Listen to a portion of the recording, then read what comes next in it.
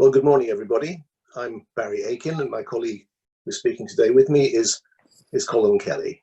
And welcome to this, the latest in our series of Devereux Tax 11th series. And I'm not quite sure why, but we start at 10:30 or today slightly late. Apologies for that, slight technical difficulty. These webinars are intended to be a short and comparatively informal set of sessions. And today what we're talking about is one particular aspect of SDLT, the definition of residential property. Now, before we get into that, there are some matters of housekeeping which I think I need to go through. Firstly, we're going to have an opportunity for some short Q&A at the end. And can I ask that you submit those through the Q&A function rather than through the group chat? It's much easier for us if you do it that way. There should be a button at the bottom of your screen which allows you to do that. Now, if there's time at the end, we will deal with something else. We'll talk, and Colm will do this, about where we're going at the moment with non-face-to-face hearings at the FTT. In other words, with all the parties participating on screen. Colm has some recent experience of this, and other members of Chambers too, so we'll try and deal with that if we have the time. And finally, can I just say, if we have any technical difficulties, then by all means let us know, but please bear with us. Okay, so back to the topic in hand. It's section 116 of the Finance Act 2003, which defines residential property. We need to understand what it means and why it's relevant. Most of you will know that the principal relevance of this is that section 55 of the Act, which we'll have to talk about for a moment, applies different rates of SDLT to transactions depending on whether they're residential or non-residential. So for transactions with substantial amounts of SDLT chargeable, there's a potential for huge savings or cost if the transaction is non-residential or residential. So let's get slide 1 on the screen. Hopefully it's there. Next slide. There we go. Okay, so this is what section 55 1B, and by the way, section 1C as well, which deals with linked transactions, tells us to do. It gives us, first of all, two tables. Table A dealing with residential, and as you'll see, and I'm sure you all know, you get into pretty high territory, 12% past 1.5 million. Whereas table B stops at 250,000 at 5%. So the difference on, say, a £3 million transaction between the two tables, take it from me, I've done it from the back of an envelope, is about £134,000. On a £10 million transaction, we are talking about £625,000 odd. So worth saving. So let's have slide 2. And this is 55 1C and 1B, which tells us which is the appropriate table to use. And here we go. We use table A if the relevant land consists entirely of residential property, but table B if the relevant land consists of or includes land that is not residential property. Now, you might think that's a rather odd piece of drafting, because if any part of the land is not residential property, you're at the lower rates. This was, I think, deliberate. You could say, and I don't think I subscribe to this, that the framers of the legislation in 2003 in some way got this wrong. Now, I don't subscribe to this, because I think even though they could have said, let's have a wholly or mainly test, or they could have said, perhaps, let's have some form of apportionment, the reality is that I think purchasers want certainty. When you're buying your house with some land and there's an issue as to whether or not there is non-residential property, you might be somewhat disconcerted if your solicitor told you, I can't tell you how much is attributable to the residential and non-residential, because there's a calculation to do and we don't know how to do the values. So I think that's the reason why it wasn't actually drafted differently. So what's the consequence of this? Just give me one moment. I'm just slightly concerned that nobody's hearing me. Is everybody hearing me? Can Colm nod? Yes, you are. Thank you. So I was slightly concerned there. So an important point to bear in mind here when we're thinking about this area is there any tax planning that we can do? And the short answer is there's bound to be.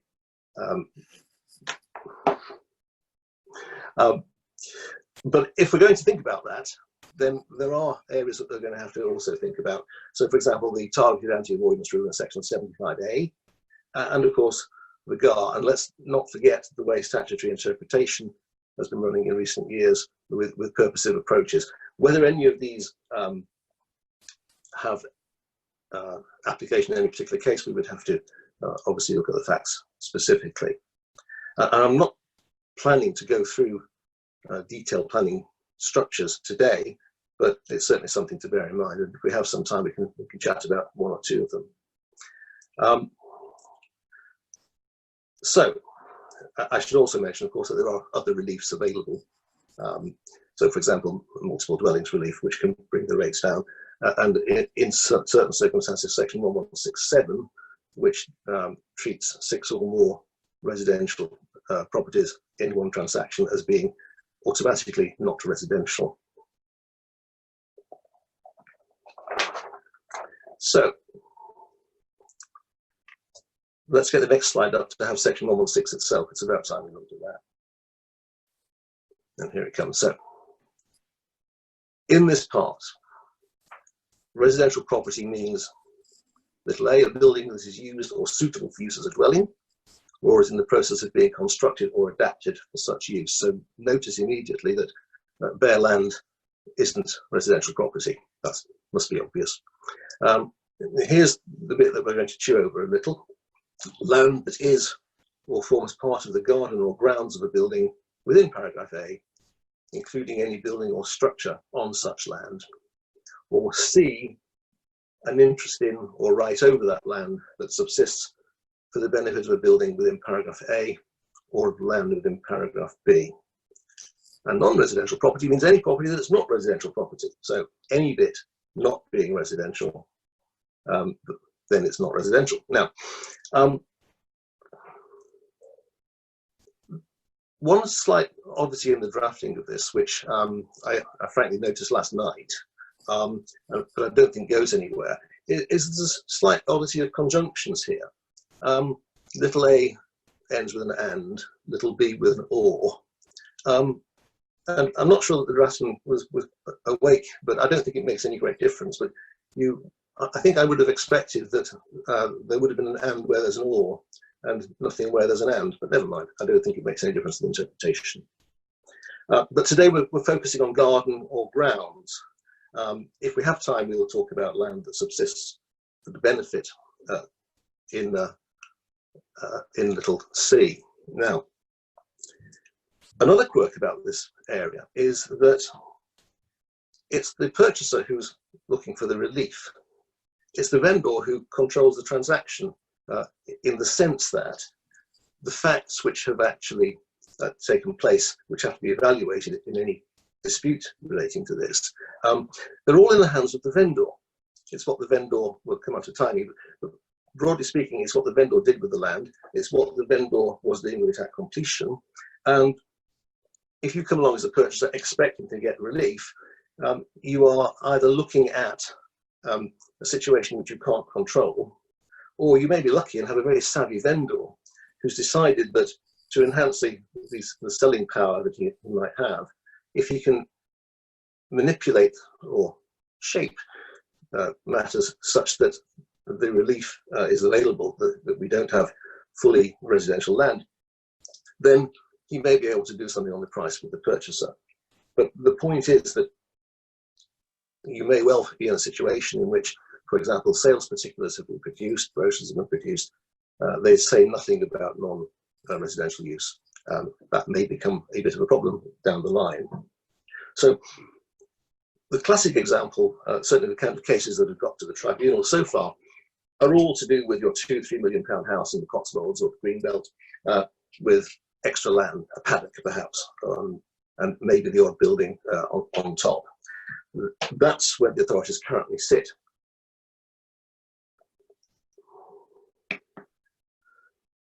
In terms of cases, what we should start with is the case called Hyman, which was decided in 2019. It's UK FTT 469. It was a decision of Judge Marilyn McKeever.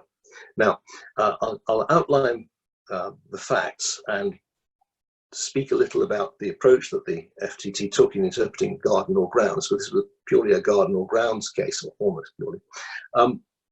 And we'll then try and see in later cases how things have developed. So the facts of Hyman are basically that there was the purchase of the dwelling with a garden, and also what was described as an unmown meadow, and it was used by the new owner, Mr. Hyman, for walking his dogs, and he kept chickens on it, but not for a commercial use. They didn't sell the eggs or the chickens. What they did was they used them and they gave them to friends. There was also a dilapidated barn, not suitable for use as a dwelling, that was readily admitted, but it was used for the storage of equipment used to maintain the garden and the meadow, although how much maintenance you need for an unmown meadow, I don't know. There was also, just to add a little extra fact, a public bridle way, which is described in the decision as running alongside the property. I think that must mean running alongside the house. But in any event, it was clearly within the title. And it was a bridleway that was used by the public, so presumably they went clip-clop with their horses there and back. So the approach the judge took was to look at dictionary definitions, things like garden and grounds. And slide 4 tells us, it gives us an extract of, I think, the key part of the key paragraph. And she said this: in my view, grounds has and is intended to have a wide meaning. It's an ordinary word, and its ordinary meaning is, and I think this is where the resort was had to dictionaries, land attached to or surrounding a house which is occupied with the house and is available to the owners of the house for them to use. And she said, I use, so that's stressed. And the reason why we put some emphasis on that is that that idea of available to use does look a bit wide, certainly to me, and I think Colm agrees with me. He's going to nod his head in a moment. Yes, he is. The reason why it looks wide is that and it wasn't particularly important in this case because we were talking about 3.5 acres. What if it's 100 acres or 200 acres, or one of my clients bought an estate with 2,000 acres? Just its availability, does that still make it grounds? I think my jury is out on that anyway. Now, reading on, I use the expression occupied with the house to mean the land is available to the owners to use as they wish. It does not imply requirement for active use. That makes sense to me. Grounds is clearly a term which is more extensive than garden, which connotes some degree of cultivation, not a necessary feature of the grounds that they're used for ornamental or recreational purposes. Grounds will not be used for any particular purpose and can, as in this case, be allowed to grow wild. So you'll be getting the flavour that the taxpayer wasn't doing very well in this case at this stage. She made the point that the land was divided up with hedges. She said that didn't prevent the remoter parts from being part of the grounds, and I think that must make sense. I can't see that argument could have worked. No need to use as long as it's available. And then we got to the barn. Now, the barn sat at one end somewhere and wasn't actually used very much, but it was used for storing equipment. It was certainly a pertinence to the house in one sense, that it was used to maintain the grounds. Now, the taxpayers brought forward arguments here, so based on the sort of capital gains position. There's cases like Lewis and Rook, where there was a cottage away from the main house, 200 yards away, and there was a lot of discussion of whether it was within the curtilage of the property. I'm not quite sure that anybody knows what a curtilage is, but one day maybe I'll see one and recognise it. But the point was that any arguments along those lines were simply well, not accepted by Judge McKeever, and I suspect she was entirely right to do so. I think trying to import concepts from CGT, even where there was some similarity in the wording, is difficult here for this brand new tax. She did make the point, and this is something which I think Colm and I are both a little queasy about, that because the barn was sitting on the grounds, that it fell within section 1161C, I beg your pardon, the bit of 1B which says land that is or forms part of the garden or grounds of a building within paragraph A, including any building or structure on such land. So you could read this as saying, well, just because it was on the grounds, it was automatically residential because it's within the definition. I think that's justifiable on the facts of this case. Then there will be situations in which I think that will be less justifiable, because it would imply that virtually anything which is pertinent to the house in some way is on the grounds, and therefore is a building on the grounds and is caught. I think the answer to this is in many cases, the land on which the barn or whatever it is stands may not actually be available, for example, if it's let to a third party. And I think that may well be the answer in an appropriate case. A few other things I wanted to mention about this particular decision. The judge quoted quite extensively, pardon me, from HMRC's manuals, without in any way making the point that the manuals are not authoritative. It's a point which was just picked up in a later case, and so I'll say no more, but it felt odd that there was quoting from manuals without any expression as to whether they had any authoritative status. The final point about this case I wanted to make was that there's no discussion in the decision as to whose use was relevant. The evidence was all to do with the purchaser's use, with a little bit dealing with the pre-sale brochure and also a pre-sale planning application. But everything seemed to be keyed off the use of Mr. Hyman. Now, that seems to me to be odd, because although the legislation doesn't say who's used at what time, I think it must be the case that the effective date of the transaction is the time at which you look at what was going on. And in Miles Till, the case I'm coming to in a moment, that was effectively said. So I think that the fact that this wasn't addressed here, it detracts a little bit from the way in which the case was actually reasoned, but I don't think it gave the wrong answer. Okay, so I'm conscious that time is moving on. So I want to talk about Miles Till, a case decided in March of this year by Judge Zachary Citron in the First Tier Tribunal. And there was a paddock behind the house. The whole plot was about 3 acres. And in the past, it had agricultural use when it had been owned by a farmer, obviously been sold off to a previous owner of the property. So the taxpayer took a different tack here as to saying, how do you work out what are garden and grounds? And her argument was that this adjoining land, it was on a separate title, but I don't think that makes the slightest difference. Could it be detached from the land, from the house and other grounds, without a substantial deprivation to the reasonable enjoyment of the dwelling? That was derived from some pre-war planning cases, and HMRC took a rather different tack. They said it doesn't matter at all.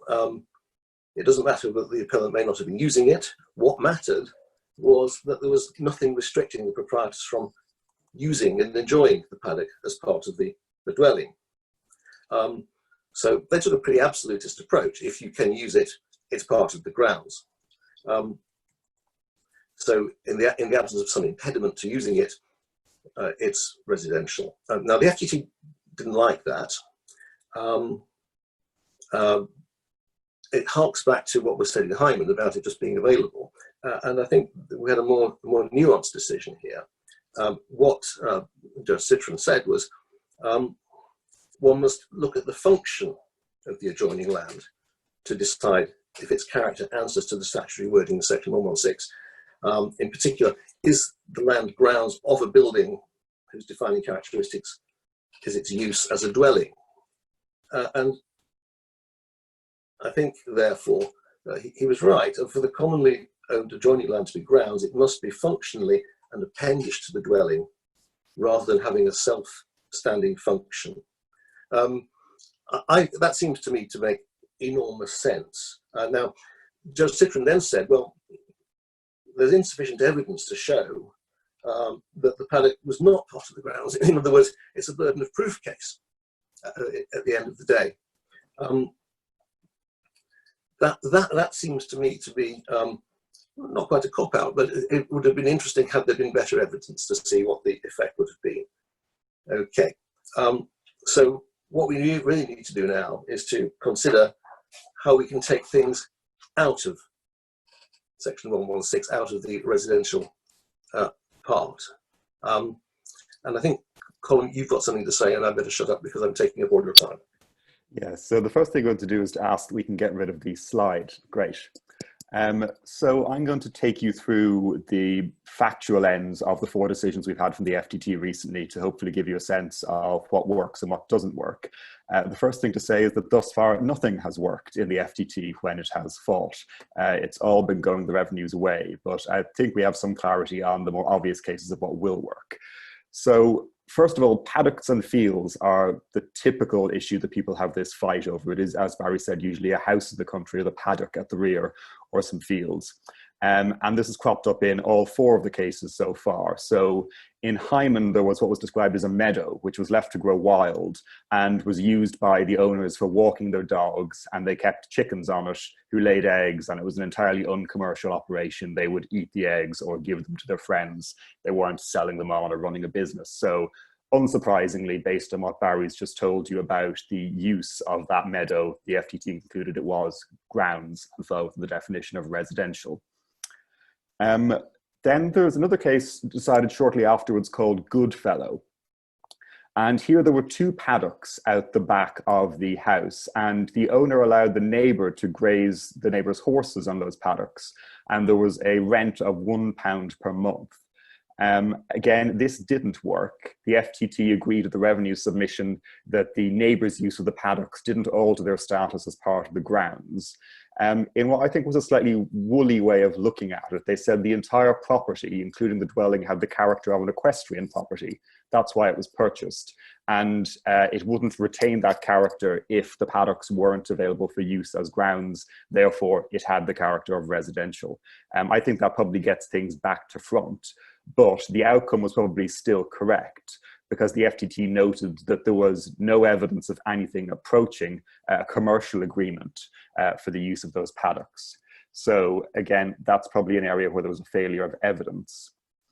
In Miles Till, which Barrie has just mentioned, again, this was a particularly weak attempt to say that this paddock or field was non-residential. Here, all the taxpayer could say was that it was available for use for grazing. There was no evidence that it was. There was no evidence of any form of a commercial agreement in place or anything of that nature. So it was, very much a gamble that failed.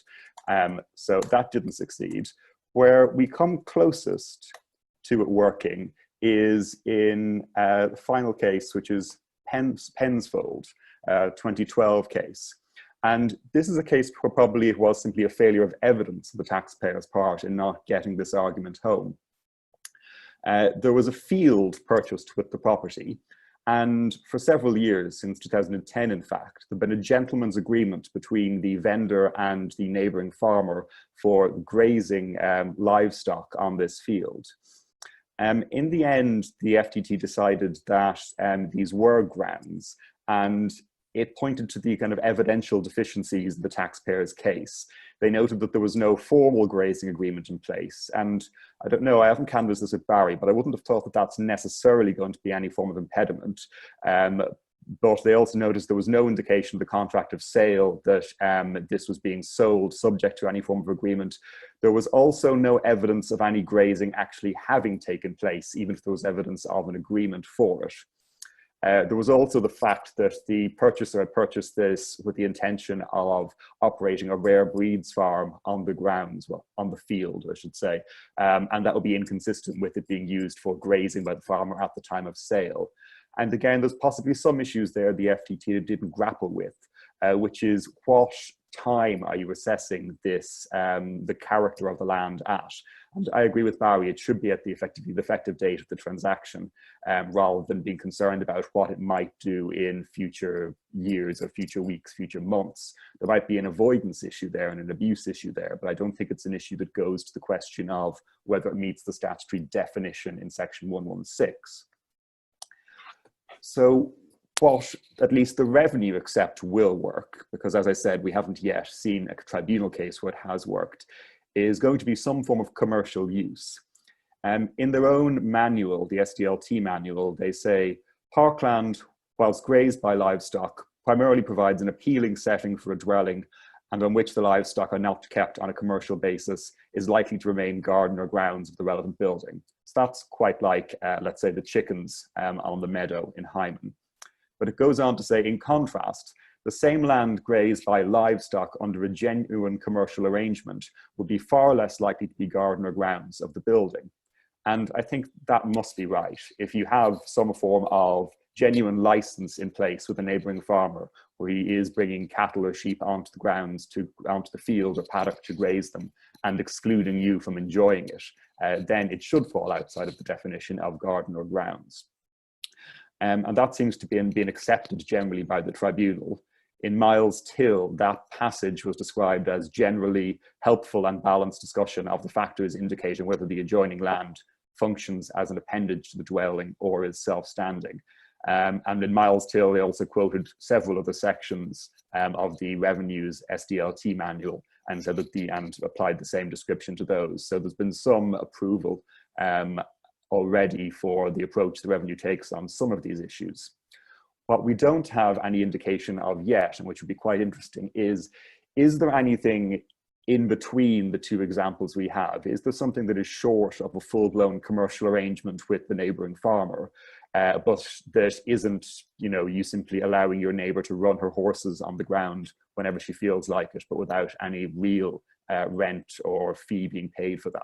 There might be some form of intermediate situation where you could say that these weren't garden or grounds, but as yet that hasn't emerged from the authorities. Then there were a few more things. Aren't fields or paddocks. So we have barns. Barrie mentioned in Hyman that there was a barn. There it was described as, I think, being from the 17th century in a very, very dilapidated state. And it was used by the vendor and the purchaser for the storage of equipment that was used for maintaining the meadow and the garden. In what I think was quite a generous interpretation of the term, the taxpayer described the barn as having an agricultural use. Really, it sounded like it was more of a glorified shed.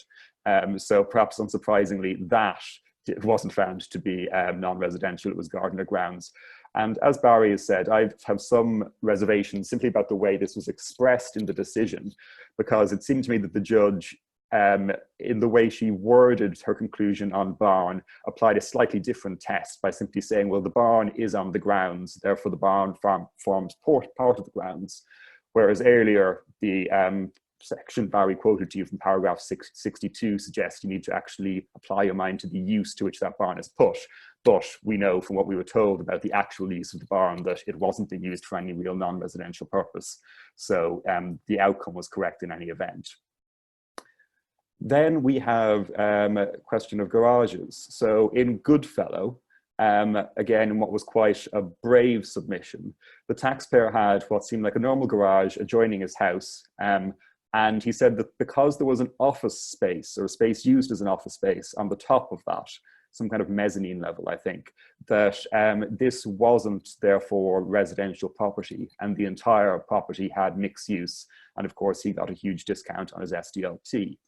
That submission sunk and went down very badly in the FTT, particularly because in cross-examination, the taxpayer accepted that he could use this office as a spare room if he wished. So the FTT ended up resolving that by saying this was actually little a, which is an area that was either the part of the dwelling or suitable for use as a dwelling. And that seemed pretty clear, and it was a rather risky thing to do. Where you might be in a different scenario would be if you had, let's say, a garage that you had leased or let to a local tradesman, and where he was had put, I don't know, plant or machinery in it that meant that that wasn't suitable for use as a dwelling in any sense. There you might be in a very different scenario, and you might have a good case to say that the garage isn't residential.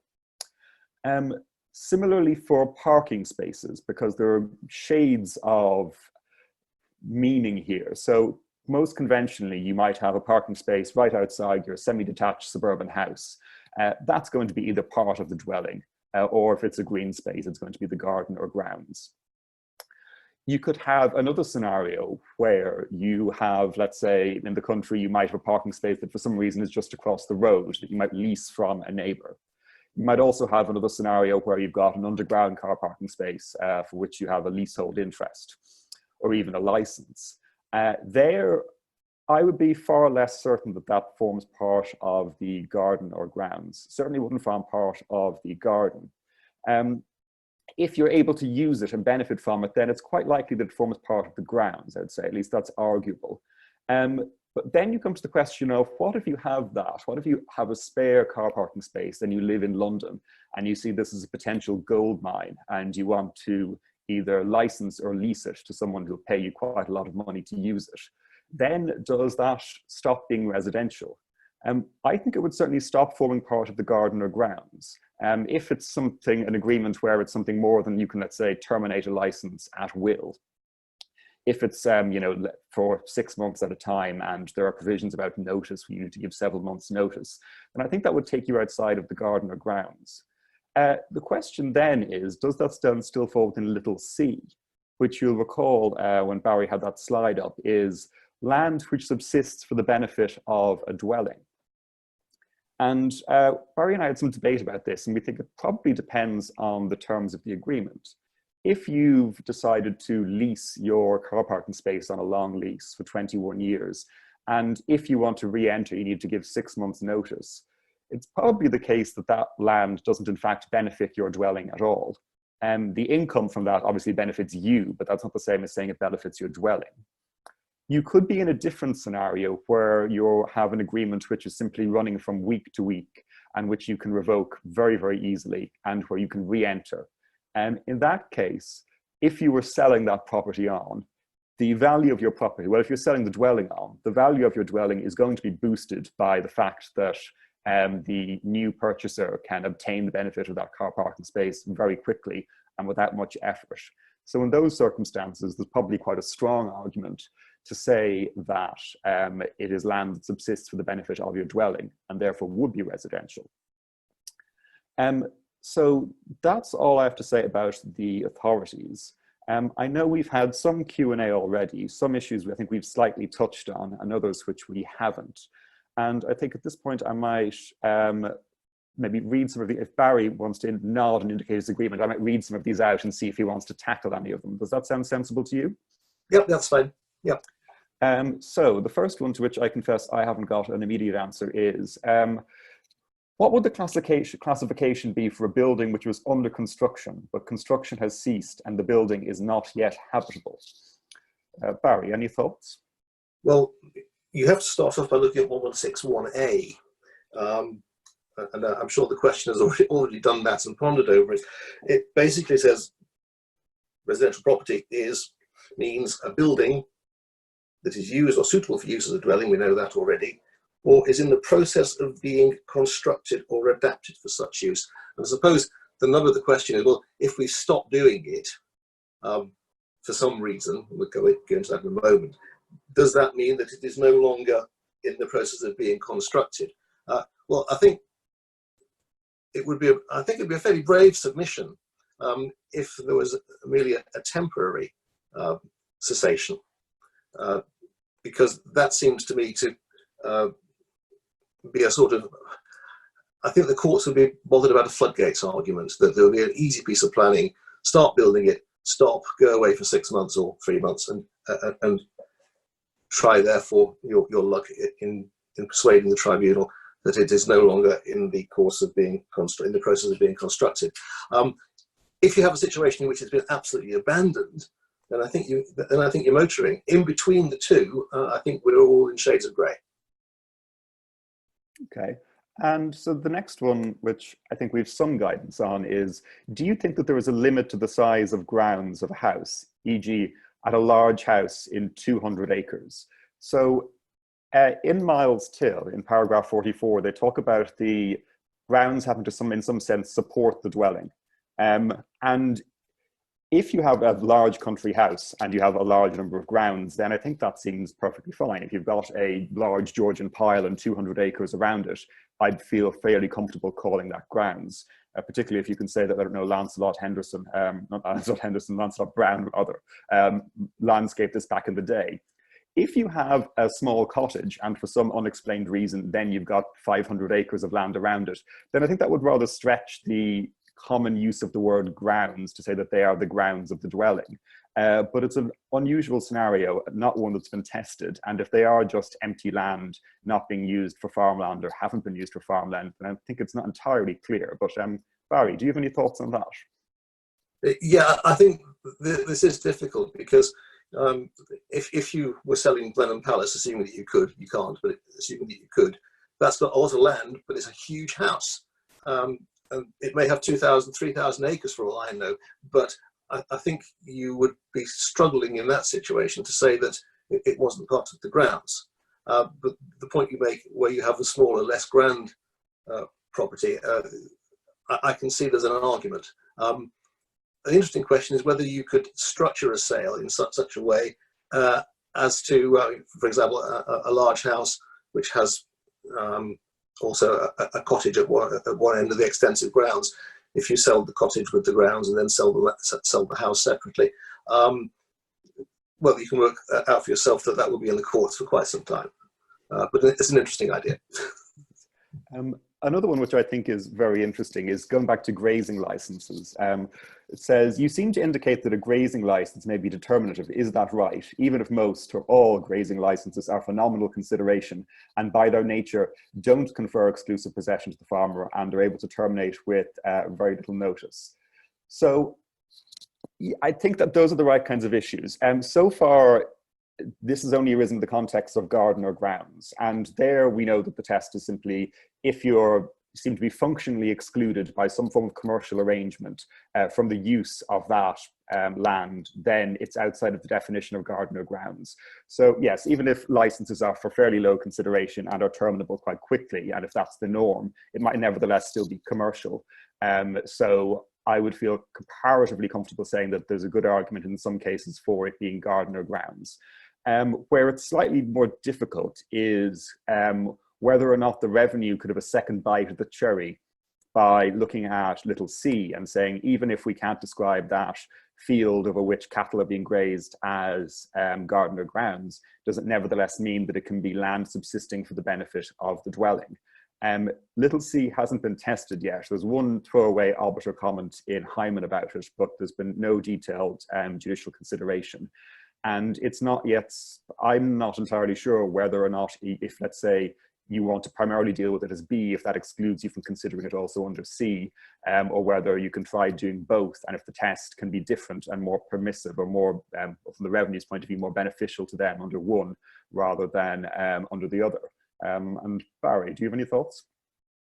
Yeah, well, I can offer a bit of practical experience on this. I had a matter about a year or so ago where we had a grazing agreement which had been in force immediately before the sale, and the farmer held over. HMRC, rather infuriatingly in the way that they corresponded, don't correspond technically. Well, certainly didn't in this case. What they did was was they basically riffed around their manuals with quite a few extra suggestions. One of which was, well, it's you can still go onto the land and have a picnic, while the cows are dropping cow pats around you, presumably. And the other one was, well, it's still for the benefits of the land. And I think that was a sort of a ham-fisted attempt to bring in 1161C on the basis that you could get possession back relatively quickly from the farmer. The revenue officer overplayed his hand somewhat in making a rather wild suggestion, which we batted back at him, and he caved in. So we got our relief, and that was clearly a grazing agreement which had been in place before, which did continue afterwards, but was clearly something that we could have determined on 6 months' notice. So it worked in that case. We have another one which says that HMRC thinks that if a purchaser buys only land which was garden or grounds of a house owned by the vendor, that land is residential even if the purchaser doesn't buy the house. Do you agree with that assertion? I know there is one line in Miles Till in paragraph 44 where the tribunal talks about common ownership of the dwelling and the grounds being pretty much essential for you to determining whether or not the adjacent land is grounds. I'm not sure that that comment was directed at a scenario where there might be a division of ownership after the sale. So I'm not entirely certain. Obviously, the way the section is drafted, it tries to relate both B and C, which is garden and grounds and land subsisting for the benefit of, right back to the dwelling, but without setting any common ownership requirement for that dwelling. If there was never any intention for the purchaser to actually buy the house, then I don't see that they would be garden or grounds really at the point of sale, perhaps. I'm not entirely certain, but there'd be a very good argument for saying that they couldn't be garden or grounds because at the point at which the transaction has effect, the house falls away. So it's not subsisting for the benefit of a dwelling and it can't be appurtenant to the dwelling. Barrie? Well, from a common sense point of view, it seems an absolute nonsense that you could argue that it was residential. If we're looking at the purpose of this legislation, it's to apply higher rates to dwellings and things that are pertinent to dwellings, not to bare land. I mean, it seems to me that to say that little b could bring you in because at the point of sale, it was the garden or grounds of a dwelling, even if it's not going to be immediately afterwards. I think I'd be happy arguing that one in the tribunal for the taxpayer. Indeed. And there's a question now, a practical one. We've hit our 45 minutes, which is what we usually promise. We've got several more questions coming in on the Q&A. Everyone seems to be very interested in exactly how we're going to avoid paying SDLT on these fabulously large houses. Do you want to take a few more, or do you want to wrap up? Well, let's do one or two more and not impose on people's time too much, but a little more. Yes, well, there's an easy one here, I think, which is what is the interaction with PPR for the seller? Just they're entirely separate, I think. Yeah. There's no actual. They don't affect each other at all. No. Indeed, I mean the same facts are relevant to both, but there could conceivably be different outcomes. I don't see why that's particularly relevant. Why they should necessarily cross over. Another one asks if you have an outbuilding geared up for commercial use, for example, as a professional stables, but not actually used as such. Presumably that is not good enough. I think I would say that probably isn't good enough because it's going to be available for use by the, well, depending on the age of the building. So if it's not obviously suitable for use as a dwelling, it's not little a. If it is a building on the grounds and it's available for the enjoyment by the owner, then yes, I think that's outside of garden or ground, within garden or grounds and residential. Hopefully Barrie agrees. Yeah, I do. And don't forget in two of the cases where we've had horses on the scene, the horses seem to be an enhancement to the property, as I recall. So I think equine is difficult unless we had commercial equine actually happening. Yes, and we're getting increasingly more specific with the questions, so we may unfortunately leave a few of those aside because they're becoming a little bit more like giving advice, which we're obviously very happy to do if we want to follow up, but maybe we won't do it live on Zoom. And the practical question, which I think is interesting, is the answer to the lack of evidence problem in the cases cited to take photos of the use of the grounds before the effective date? So, Barrie, what do you think? It's a great idea. I mean, one of the things which trips people up in the tribunal, and my colleagues who act for HMRC from time to time will almost certainly confirm this, is that if you can kill a case on the evidence when you're HMRC, then why not? The burden of proof is on the taxpayer. Practical difficulty. If you're the purchaser, you're not on the land beforehand because you presumably don't normally know about the sale until you get some sale particulars. I suppose if you're a vendor and you think you can try and get yourself into a situation where there is a saving for the purchaser, that may be something which can go to the price that you actually sell at. Therefore, if you're prudent as a vendor and you're talking about a large differential between the rates, compile your evidence, take photos, enter into formal agreements with people if they're going to be using paddocks, or if they're going to be, for example, using that workshop that you've got at the end of the 500 acres that nobody's used for ages, but somebody can put something light industrial in there, and not just ephemerally. Don't do it ephemerally. If you do it for a couple of weeks, either side of the sale, HMRC will be all over it. There's a statement in one of the manual pages, I think 450, where they show they don't like that. And given the way the courts look at these things, I don't think the courts will like it either. I think from when I advised this, I also found it incredibly helpful that the surveyor had actually gone and walked the property with either a phone or a camera in hand and sent me a video of the entire thing, which meant it was very, very effective at understanding what the property is actually like.